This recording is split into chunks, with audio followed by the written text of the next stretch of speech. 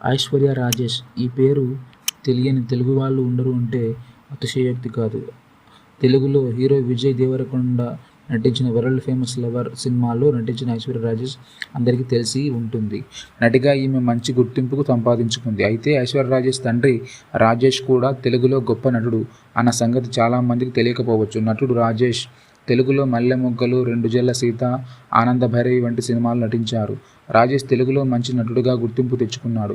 ఇక ఐశ్వర్య రాజేష్ తాతయ్య అమర్నాథ్ కూడా నటనా రంగంలో మంచి గుర్తింపు తెచ్చుకున్న నటుడు. అమర్నాథ్ నిర్మాతగా కూడా కొన్ని సినిమాలు చేశారు. ఇక ఐశ్వర్య రాజేష్ మేనత్త శ్రీలక్ష్మి హాస్య నటిగా 500కు పైగా సినిమాల్లో నటించి బాగా మెప్పించారు. అప్పట్లో ఐశ్వర్య రాజేష్ తండ్రి రాజేష్ హైదరాబాద్ నుంచి చెన్నైకి మకాం మార్చారు. ఇక అప్పటి నుండి ఐశ్వర్య రాజేష్ చెన్నైలోని తన కుటుంబంతో ఉంటున్నారు.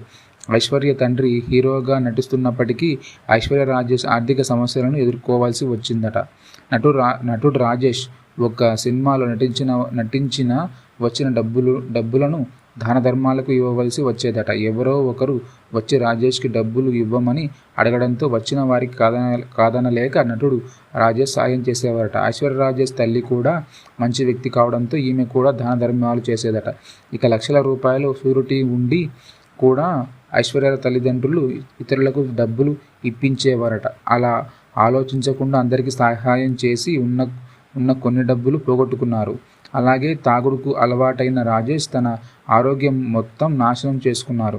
దాంతో ఐశ్వర్య తల్లి ఐశ్వర్యతో పాటు 3 అన్నయ్యలను పెంచడానికి ఎల్ఐసి ఏజెంట్లుగా పనిచేసేవారట. ఐశ్వర్య తల్లి ఆర్థిక భారంతో మానసికంగా మరియు శారీరకంగా కృంగిపోయినప్పటికీ తన భర్తను బ్రతికించుకోవడం కోసం ఖరీదైన వైద్యం చేయించేవారట. కానీ చివరకు రాజేష్ లివర్ చనిపోవడం జరిగింది. తండ్రి చనిపోయిన సమయంలో ఐశ్వర్య రాజేష్ వయసు కేవలం 8 సంవత్సరాలు మాత్రమే. అయితే అప్పట్లో వీరికి ఒక ఫ్లాట్ ఉండేదట. కానీ షూరిటీ కింద డబ్బులు తీసుకున్న వాళ్ళు ఆ అప్పులకు చెల్లించకపోవడంతో అప్పు ఇచ్చిన వాళ్ళు ఆ ఫ్లాట్ను ఆక్రమించుకున్నారట. దాంతో కుటుంబం మొత్తం అదే ఇంట్లో తలదాచుకున్నారట. ఆ తర్వాత ఎన్నో కష్టాలు పడి రాజేష్ భార్య తన పిల్లలను బాగా చదివించి పెద్దవాళ్ళను చేశారు. కానీ దురదృష్టవశాత్తు చేతికి వచ్చిన 2 పెద్ద కుమారులు కూడా మరణించారు. చేతికి వచ్చిన 2 కొడుకులు తన కళ్ళ ముందే చనిపోవడంతో ఐశ్వర్య రాజేష్ తల్లి మంచానికే పరిమితమయ్యారు. దాంతో కుటుంబ బాధ్యత పూర్తిగా ఐశ్వర్య రాజేష్ మీద పడడంతో ఆమె సీరియల్స్లో నటించడానికి రెడీ అయ్యారు.